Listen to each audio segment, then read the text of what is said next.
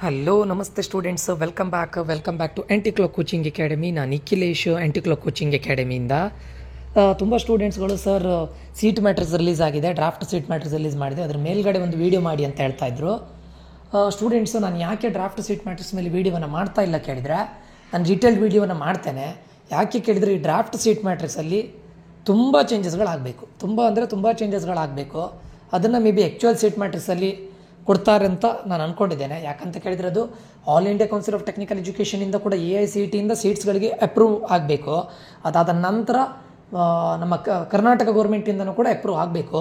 ಯಾಕಂತ ಕೇಳಿದರೆ, ಹೆಚ್ಚಿನ ಕಾಲೇಜಲ್ಲಿ ಕಂಪ್ಯೂಟರ್ ಸೈನ್ಸ್ ರಿಲೇಟೆಡ್ ಸೀಟ್ಸ್ಗಳು ಮತ್ತು EC ರಿಲೇಟೆಡ್ ಸೀಟ್ಸ್ಗಳನ್ನು ಮಾತ್ರ ಇನ್ಕ್ರೀಸ್ ಮಾಡ್ತಾ ಇದ್ದಾರೆ. ಸಿವಿಲು, ಮೆಕ್ಯಾನಿಕಲ್ಲು, ಅದರ್ ಸೀಟ್ಸ್ಗಳನ್ನು ಎಲ್ಲರೂ ಕೂಡ ಡಿಕ್ರೀಸ್ ಮಾಡ್ತಾ ಇದ್ದಾರೆ ಅಥವಾ ಅದನ್ನು ಎಲಿಮಿನೇಟೇ ಮಾಡ್ತಾ ಇದ್ದಾರೆ.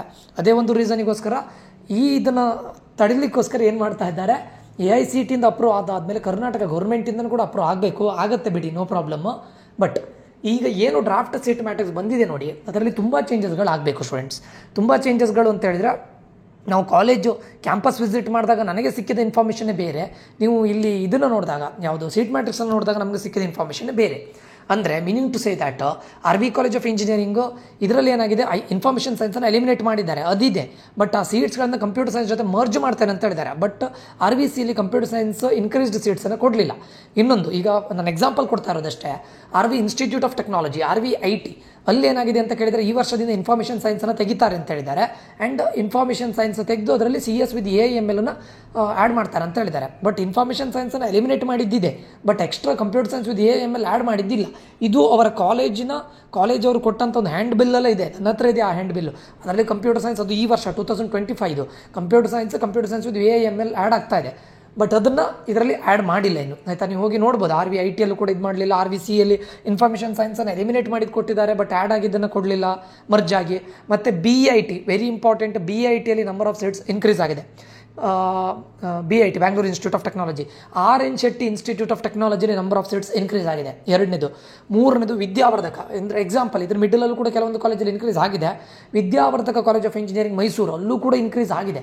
ಬಟ್ ಇದ್ಯಾವುದು ಕೂಡ ಕೊಡಲಿಲ್ಲ, ಇದ್ಯಾವುದು ಕೂಡ ಸೀಟ್ ಮ್ಯಾಟ್ರಿಕ್ಸಲ್ಲಿ ಇವಾಗ ಮೆನ್ಷನ್ ಆಗಿಲ್ಲ. ಅದಕ್ಕೋಸ್ಕರ ಆ್ಯಸ್ ಲಾಂಗ್ ಆ್ಯಸ್ ನನಗೆ ಆ್ಯಕ್ಚುಯಲ್ ಸೀಟ್ ಮ್ಯಾಟ್ರಿಕ್ಸ್ ರಿಲೀಸ್ ಬರೋವರೆಗೂ ನಾನು ಇದರ ಡೀಟೇಲ್ಡ್ ಅನಾಲಿಸಿಸನ್ನು ಮಾಡೋದಿಲ್ಲ. And actual seat matrix release ಆದ ನಂತರ ಇದರ ಡೀಟೇಲ್ಡ್ ಅನಾಲಿಸಿಸ್ ನಾನು ಮಾಡ್ತೇನೆ. ಎಷ್ಟೆಷ್ಟು ಕಾಲೇಜ್ಗಳು, ಯಾವ ಕಾಲೇಜಲ್ಲಿ ಎಷ್ಟೆಷ್ಟು ಸೀಟ್ಸ್ ಇನ್ಕ್ರೀಸ್ ಆಗಿದೆ ಅದೆಲ್ಲದನ್ನು ಡೀಟೇಲ್ಡ್ ಅನಾಲಿಸಿಸ್ ಮಾಡ್ತೇನೆ. ಆ್ಯಂಡ್ ಕಾಮಿಡ್ಕಿಗೆ ಅಟೆಂಡ್ ಆಗ್ತಾ ಇರೋ ಎಲ್ಲ ಸ್ಟೂಡೆಂಟ್ಸ್ಗಳಿಗೆ ಹೇಳ್ತಾ ಇರೋದು, ಇವಾಗ ನೀವು ಡಾಕ್ಯುಮೆಂಟ್ಸನ್ನು ಅಪ್ಲೋಡ್ ಮಾಡಬೇಕು. ಡಾಕ್ಯುಮೆಂಟ್ಸ್ ಯಾವ್ದು ಅಪ್ಲೋಡ್ ಮಾಡಬೇಕು, ಯಾರು ಅಪ್ಲೋಡ್ ಮಾಡಬೇಕು ಅಂತ ಆಲ್ರೆಡಿ ನಾನು ಹೇಳಿದ್ದೇನೆ. ದಯವಿಟ್ಟು ನಾನು ಎಲ್ಲರಿಗೂ ಏನು ಹೇಳೋದು ಕೇಳಿದ್ರೆ, ಪ್ರತಿದಿನ morning one time, evening one time ನಿಮ್ಮ ಡಾಕ್ಯುಮೆಂಟ್ ಸ್ಟೇಟಸನ್ನು ಚೆಕ್ ಮಾಡ್ತಾ ಇರಿ.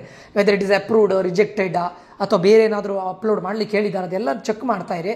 ಚೆಕ್ ಮಾಡಿಕೊಂಡು ಡೈಲಿ ಚೆಕ್ ಮಾಡ್ತಾರೆ, ಆಯಿತಾ. ಆ್ಯಂಡ್ 18th ಟೈಮ್ ಕೊಟ್ಟಿದ್ದು ಸ್ಟೂಡೆಂಟ್ಸ್ ಕಾಮಿಡ್ಗೆ ಜಸ್ಟ್ ಡಾಕ್ಯುಮೆಂಟ್ಸನ್ನು ಅಪ್ಲೋಡ್ ಮಾಡಲಿಕ್ಕೆ. ಇಲ್ಲಿ ಆಪ್ಷನ್ ಎಂಟ್ರಿ ಸ್ಟಾರ್ಟ್ ಆಗಿಲ್ಲ, ಆಪ್ಷನ್ ಎಂಟ್ರಿಗೆ ಬೇರೆ ಟೈಮ್ ಕೊಡ್ತಾರೆ. ಜಸ್ಟ್ ಡಾಕ್ಯುಮೆಂಟನ್ನು ಅಪ್ಲೋಡ್ ಮಾಡಿ ಅವರು ಅದನ್ನು ವೆರಿಫೈ ಮಾಡಬೇಕು. It is a long process. ಡಾಕ್ಯುಮೆಂಟ್ಸನ್ನು ವೆರಿಫೈ ಮಾಡೋದು ಲಾಂಗ್ ಪ್ರಾಸೆಸ್, ಅದಕ್ಕೆ 18 ಟೈಮ್ ಇರೋದು. ಸೊ ಅದಾದ ನಂತರ ನಿಮಗೆ ಆಪ್ಷನ್ ಎಂಟ್ರಿ ಇರುತ್ತೆ. ಈಗ ಆಪ್ಷನ್ ಎಂಟ್ರಿ ಅಲ್ಲ ಸ್ಟೂಡೆಂಟ್ಸ್ ಕಾಮಿಡ್ಗೆ.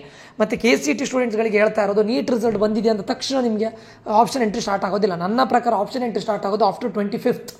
ಯಾಕೆ ಆಫ್ಟರ್ 25th ಅಂತ ಕೇಳಿದರೆ, ಇನ್ನು ನಿಮಗೆ seat matrix, actual seat matrix release ಮಾಡಬೇಕು, ಡಾಕ್ಯುಮೆಂಟ್ ವೆರಿಫಿಕೇಷನ್ ಸ್ಲಿಪ್ಪನ್ನು ರಿಲೀಸ್ ಮಾಡಬೇಕು, ಅದೆಲ್ಲ ಟೈಮ್ ತಗೊಳುತ್ತೆ students. Don't be in hurry. ನಿಮಗೆ ನೀಟ್ ರಿಸಲ್ಟ್ ಬಂದ ತಕ್ಷಣ KCET ಸ್ಟಾರ್ಟ್ ಮಾಡೋದಿಲ್ಲ, ದೇ ನೀಡ್ ಟೈಮ್. ಅದೆಲ್ಲದಕ್ಕೂ ನಿಮಗೆ ಟೈಮ್ ತಗೊಳುತ್ತೆ. ಸೊ ವೆಯ್ಟ್ ಮಾಡಿ, ಓಕೆ. ಸೊ ನನ್ನ ಪ್ರಕಾರ ಆಪ್ಷನ್ ಎಂಟ್ರಿ ಸ್ಟಾರ್ಟ್ ಮಾಡಿದರೆ 25th ನಂತರನೇ ಸ್ಟಾರ್ಟ್ ಆಗೋದು, ಆಯಿತಾ. ನೀಟ್ ರಿಸಲ್ಟ್ ಬಂದ ತಕ್ಷಣ ಇವರು KCET ಆಪ್ಷನ್ ಎಂಟ್ರಿ ಸ್ಟಾರ್ಟ್ ಮಾಡ್ತಾರೆ, ನೋ. ಅರ್ಥ ಆಯ್ತಾ? ಸೊ ಇದಿಷ್ಟು ನಾನು ಹೇಳಬೇಕು, ಇದಿಷ್ಟು ಈ ಒಂದು ವಿಡಿಯೋದ ಅಪ್ಡೇಟ್ಸು. ಎಲ್ಲರೂ ಕೇಳ್ತಾ ಇದ್ರಿ, ಅದನ್ನು ನಾನು ಅಪ್ಡೇಟನ್ನು ಕೊಡ್ತೇನೆ, ಯಾವುದ್ರದ್ದು ಕಂಪ್ಲೀಟ್ ಡೀಟೇಲ್ಡ್ ಅನಾಲಿಸಿಸನ್ನು ಕೊಡ್ತೇನೆ. No need to worry, okay. So ಯಾರಿಗಾದರೂ ನಮ್ಮ ಏಕಲವ್ಯ 1-to-1 ಪರ್ಸನಲ್ ಗೈಡೆನ್ಸಿಗೆ ಜಾಯ್ನ್ ಆಗಬೇಕು ಅಂತಿದ್ರೆ 6362324224 ಈ ನಂಬರಿಗೆ ಮೆಸೇಜ್ ಮಾಡಿ, ಅಥವಾ ನಾನು ಹೊಸ ನಂಬರಿಂದ ಕಾಲ್ಸನ್ನು ರಿಸೀವ್ ಮಾಡ್ತಾ ಇಲ್ಲ, ಆದಷ್ಟು ಬೇಗ ಮೆಸೇಜ್ ಮಾಡಿ. ಇವತ್ತು ಲಾಸ್ಟ್ ಡೇಟ್, ಇವತ್ತು ನೈಟ್ವರೆಗೆ ನಾನು ಅಡ್ಮಿಷನ್ನ ತಗೊಳ್ತೇನೆ. ಅದಾದ ನಂತರ ಅಡ್ಮಿಷನ್ನ ಕ್ಲೋಸ್ ಮಾಡ್ತೇನೆ. ಈಗ ಆಲ್ರೆಡಿ ನಮ್ಮದು ಕೌನ್ಸಿಲಿಂಗ್ಗಳು ಪ್ರಾಸೆಸ್ಗಳು ಸ್ಟಾರ್ಟ್ ಆಗಿದೆ. ಆಲ್ರೆಡಿ ನಮ್ಮ ಕಡೆಯಿಂದ ಪರ್ಸನಲ್ ಗೈಡೆನ್ಸ್ ಆಗ್ತಾ ಇದೆ. 25,000 to 50,000 ಇನ್ ಬಿಟ್ವೀನ್, ಮತ್ತು 25,000 ಸ್ಟೂಡೆಂಟ್ಸ್ಗಳದ್ದು ಅಂದರೆ ರ್ಯಾಂಕ್ ಅದು ಆಗ್ತಾ ಇದೆ. ಹಾಗೆ 1 lakh ಅಬೋವ್ ಆಗಿರುವಂಥ ಕೆಲವೊಂದು ಸ್ಟೂಡೆಂಟ್ಸ್ಗಳಿಗೂ ಸ್ಟಾರ್ಟ್ ಮಾಡಿದ್ದೇವೆ.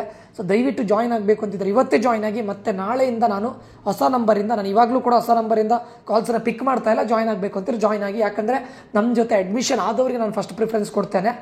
ಸೊ ಇದು ಮಾಡ್ಕೊಳ್ಬೇಡಿ ಅಂತ ಹೇಳ್ತಾ ಆದಷ್ಟು ಬೇಗ ಜಾಯ್ನ್ ಆಗಿ ಅಂತ ಹೇಳ್ತಾ ಈ ಒಂದು ವಿಡಿಯೋ ಇನ್ಫಾರ್ಮೇಟಿವ್ ಆಗಿದ್ದರೆ ದಯವಿಟ್ಟು ಲೈಕ್ ಮಾಡೋದನ್ನು ಮರಿಬೇಡಿ, ಶೇರ್ ಮಾಡೋದನ್ನು ಮರಿಬೇಡಿ, ಸಬ್ಸ್ಕ್ರೈಬ್ ಮಾಡಿ ಅಂತ ಹೇಳ್ತಾ ಮುಂದಿನ ವಿಡಿಯೋದಲ್ಲಿ ಮತ್ತೆ ಸಿಗ್ತೇನೆ. ಅಂಟಿಲ್ ದಟ್ ನಾನು ನಿಖಿಲೇಶ್ ಸೈನ್ ಆಫ್ ಆಗ್ತಾ ಇದ್ದೇನೆ. Love you all, bye, take care students.